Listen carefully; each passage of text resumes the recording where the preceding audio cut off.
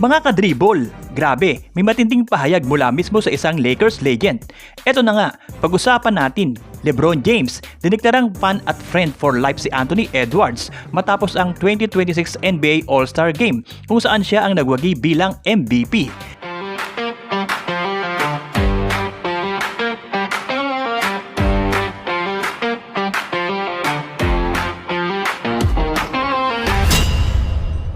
Mga kadribol, matapos ang 2026 NBA All-Star Game, isang pangalan ang talagang umalingaw-ngaw, si Anthony Edwards. Hindi lang siya basta nagpakitang gilas. Siya mismo ang naging sentro ng eksena matapos niyang may uwi ang Kobe Bryant Trophy bilang All-Star MVP.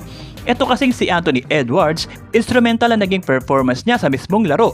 Kaya naman siya ang kinilala bilang MVP ng gabi. Isang malaking hakbang ito sa patuloy niyang pag-angat sa liga. Habang tumatagal, mas lalo niyang pinapatunayan na isa siya sa mga standout young stars sa NBA.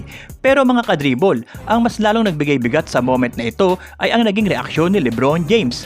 Matapos ang laban, tinanong ang veteranong Lakers star tungkol kay Edwards at ang sagot niya, emphatic, buong puso, walang pag-aalinlangan.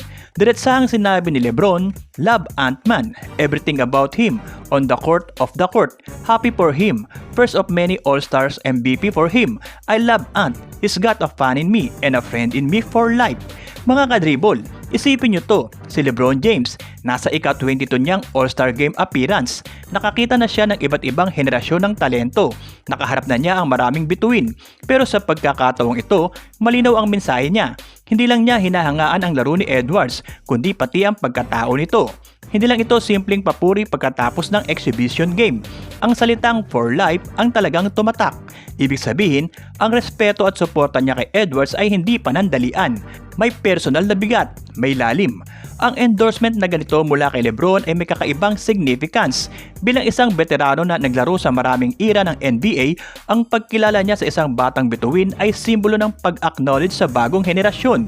Si Anthony Edwards sa kanyang All-Star MVP performance, lalo pang pinatibay ang status niya bilang isa sa mga pangunahing young stars ng liga. Ang kanyang confidence at production ang dahilan kung bakit siya itunuring na cornerstone ng Timberwolves. At sa halip na gawing usapin ng kompetisyon o rivalry ang moment na ito, pinili ni LeBron ang appreciation. Isang malinaw na halimbawa kung paano kinikilala ng isang established superstar ang pag-usbong ng susunod na henerasyon. Kung tutuusin mga kadribol, parang may simbolismo ang tagpong ito. Isang veterano na nasa ika-22 All-Star appearance at isang batang manlalaro na nag-uwi ng MVP trophy. Isang malinaw na pagpapasa ng respeto mula sa isang era patungo sa panibagong mukha ng liga. Habang patuloy na binubuo ni Anthony Edwards ang kanyang pangalan sa NBA, ang suporta mula sa isang figure tulad ni LeBron James ay lalong nagpapalakas sa kanyang lumalaking impluensya. Hindi lang ito tungkol sa isang gabi ng All-Star Brilliance, kundi sa mensahe ng pagkilala at personal na respeto.